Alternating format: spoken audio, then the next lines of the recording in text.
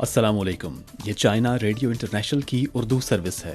Beijing studio سے اب تک کی خبروں کے ساتھ میں ہوں رضوان عباسی۔ سب سے پہلے اہم خبروں کا خلاصہ۔ چین کی امریکہ اور تائیوان کے مابین تجارتی معاہدے کی سخت مخالفت۔ RCEP پر مکمل عمل درآمد کا آغاز۔ امریکہ میں قرضوں کے مسئلے کا عارضی حل۔ عالمی مارکیٹ میں تشویش کی لہر۔ اور اب خبریں تفصیل کے ساتھ۔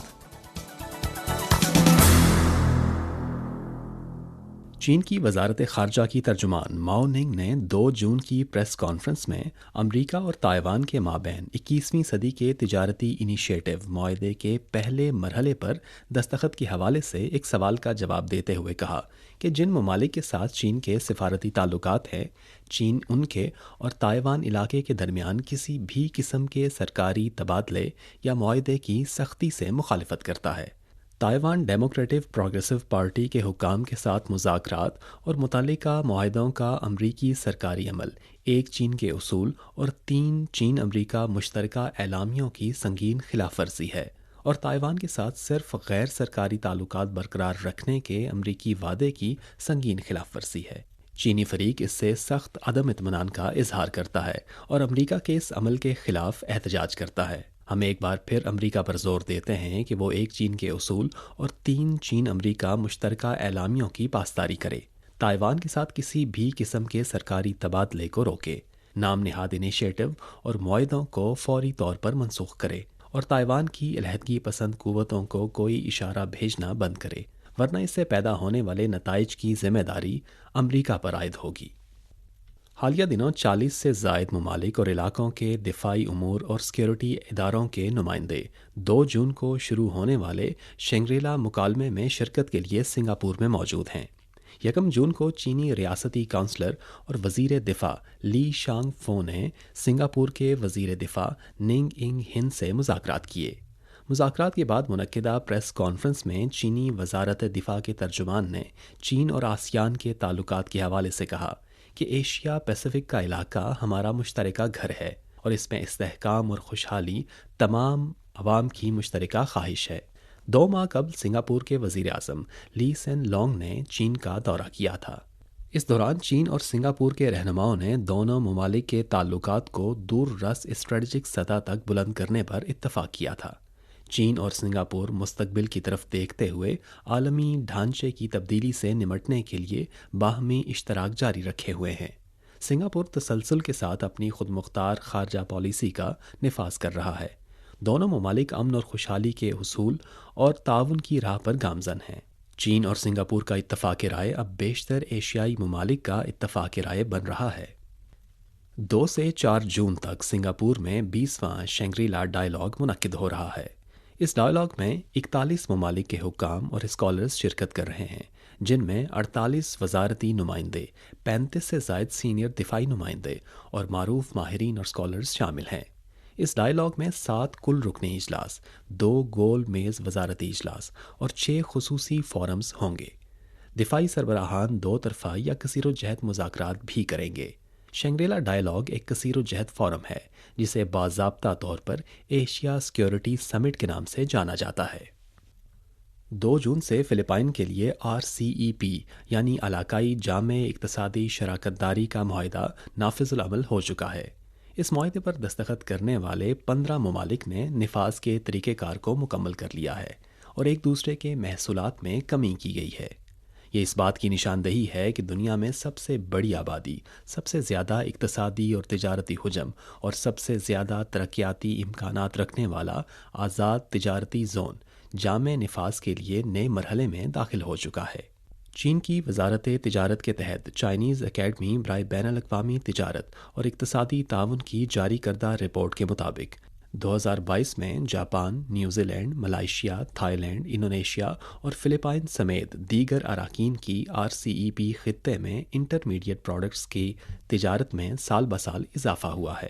وزارت تجارت کے متعلقہ انچارج نے کہا کہ 15 ممالک کے لیے RCEP کا مکمل نفاذ علاقائی صنعتی اور سپلائی چین کے تعاون کی ممکنہ صلاحیت، انٹرمیڈیٹ پروڈکٹس کی تجارت اور علاقائی اقتصادی ترقی کی مضبوطی اور لچک کو بڑھائے گا۔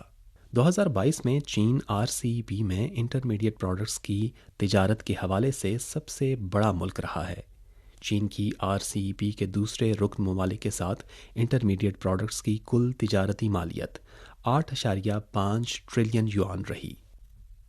1 جون کو رشیا ٹوڈے نے اپنی ایک رپورٹ میں ایرانی میڈیا کی خبر کا حوالہ دیتے ہوئے کہا کہ ایشین کلیئرنگ یونین جون میں سوئفٹ سسٹم کے متبادل کے طور پر سرحد پار مالیاتی تصفیوں کا نیا نظام شروع کرے گی۔ ایران کے مرکزی بینک کے ڈپٹی گورنر محسن کریمی نے کہا کہ تصفیوں کا نیا نظام مکمل طور پر سوئفٹ کی جگہ لے سکتا ہے اور عالمی ڈی ڈالرائزیشن کے عمل کو فروغ دے سکتا ہے۔ نیا نظام صرف ایشین کلیئرنگ یونین کے رکن ممالک کے لیے دستیاب ہوگا، تاہم دوسرے ممالک بھی اس میں شرکت کے لیے درخواست دے سکتے ہیں۔ ایشین کلیئرنگ یونین 1974 میں قائم ہوئی تھی اور بھارت، پاکستان اور ایران سمیت 9 ممالک اس کے رکن ہیں۔ امریکی ایوان نمائندگان میں قرضوں کی حد کا بل منظور ہونے کے بعد عالمی رائے عامہ کے جائزے کے مطابق لڑائی عارضی طور پر معطل ہوئی ہے، لیکن اس کا حتمی حل ابھی دور ہے۔ امریکی قرضوں کا ڈیفالٹ دنیا کے لیے تباہ کن ہے اور امریکہ کی جانب سے اس کا یہ حل پیش کیا گیا ہے کہ اس مسئلے کو 2 سال تک معطل کیا جائے۔ تجزیوں کے مطابق اس حل کے نتیجے میں سال 2025 تک امریکی قرضوں کا پیمانہ تاریخ کی ریکارڈ سطح تک پہنچ جائے گا اور امریکی معیشت کو سنگین مسائل کا سامنا ہو سکتا ہے۔ اس لیے عالمی مارکیٹ میں شدید تشویش کی لہر دوڑ گئی ہے۔ طویل مدت میں امریکہ میں قرضوں کو اپنی مرضی کے مطابق بڑھایا گیا، جس سے ڈالر کا کریڈٹ بری طرح متاثر ہوا۔ اس کے ساتھ امریکہ میں بڑھتی ہوئی سیاسی پولرائزیشن نے بھی مارکیٹ کی تشویش میں اضافہ کیا ہے۔ عالمی ذخائر میں ڈالر کا تناسب تقریباً 60%، جبکہ عالمی تصفیوں میں اس کا تناسب تقریباً 40% ہے۔ ڈالر کا غلبہ امریکہ کے ذاتی مفادات کا ایک آلہ بنایا گیا ہے۔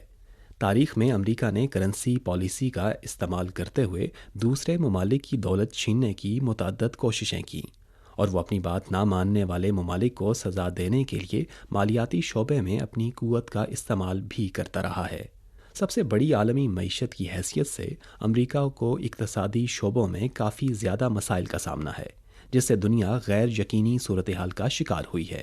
کئی ماہ سے جاری امریکی قرضوں کے بحران کے باعث اب مارکیٹ میں شدید ہلچل مچی ہوئی ہے۔ بار بار رونما ہونے والے بحران میں لوگوں کو اس بات کا شدت سے احساس ہو رہا ہے کہ عالمی اقتصادی سلامتی کے لیے سنگین خطرہ کون ہے۔ حال ہی میں G7 کے ممالک نے اتفاق کیا ہے کہ چین کے ساتھ ان کی اقتصادی پالیسی کا بنیادی مقصد ڈی کپلنگ کے بجائے اسے خطرے سے پاک کرنا ہے۔ ڈی رسکنگ ایک غیر واضح لفظ ہے اور اس کا دائرہ کار مکمل طور پر اس بات پر منحصر ہے کہ اس لفظ کی وضاحت کس طرح سے کی جاتی ہے۔ مختلف ممالک میں ڈی رسکنگ کی مختلف تفہیم اور استعمال کا امکان ہے، جس کے نتیجے میں اتفاقی رائے کے بجائے اختلاف پیدا ہوتا ہے، اور کچھ ممالک کے لیے ڈی رسکنگ ایک خاص حد تک معاشی علیحدگی کی نمائندگی کرتا ہے، جبکہ دوسروں کے لیے یہ ڈی کپلنگ جیسی پالیسی ہو سکتی ہے۔ واضح رہے کہ ڈی رسکنگ ایک مبہم لفظ ہے اور حکومتیں مختلف وجوہات کی بنا پر مبہم اصطلاحات کا استعمال کرتی ہیں، جن کا مقصد اپنی مرضی کا اتفاقی رائے پیدا کرنا، تشریح کے لیے گنجائش پیدا کرنا، خاص پالیسی سازی کے لیے وسیع گنجائش پیدا کرنا اور بعض اوقات عوام اور دیگر ممالک کو دھوکہ دینا ہوتا ہے۔ بلومبرگ نیوز کی ایک حالیہ رپورٹ کے مطابق بین الاقوامی ریٹنگ ایجنسی موڈیز کے تجزیہ نگاروں کی ایک رپورٹ میں پیش گوئی کی گئی ہے کہ عالمی مالیاتی نظام پر آئندہ چند دہائیوں میں امریکی ڈالر کا غلبہ رہے گا، لیکن یہ مزید کثیر قطبی ہو جائے گا۔ رپورٹ میں اس بات کی نشاندہی کی گئی ہے کہ امریکہ کے تحفظ پسندی کی طرف بڑھنے اور قرضوں کے ڈیفالٹ کے خطرے سے امریکی ڈالر کے عالمی غلبے کو خطرہ ہوگا، اور اگر امریکی قرض کی حد کا مسئلہ حل ہو جائے تو بھی امریکہ کے اندر سیاسی ماحول میں پچھلی دہائی کے دوران جس تیزی سے پولرائزیشن ہوئی ہے، اس نے امریکی فیصلہ سازی کی پیش گوئی کی قابلیت اور اس کے مؤثر ہونے کو کمزور کیا ہے۔ اس کے علاوہ امریکی پابندیوں کے غلط استعمال نے عالمی تجارت اور مالیات میں امریکی ڈالر کی آزادانہ گردش کو مزید روک دیا ہے، جو عالمی مالیاتی نظام کے تنوع کو مزید فروغ دے گا۔ یہ تھیں چائنا ریڈیو انٹرنیشنل کی اردو سروس سے اب تک کی اہم خبریں۔ رضوان عباسی کو اجازت دیجیے۔ مزید خبروں کے لیے دیکھیے ہماری ویب سائٹ، پتہ ہے urdu.cri.cn۔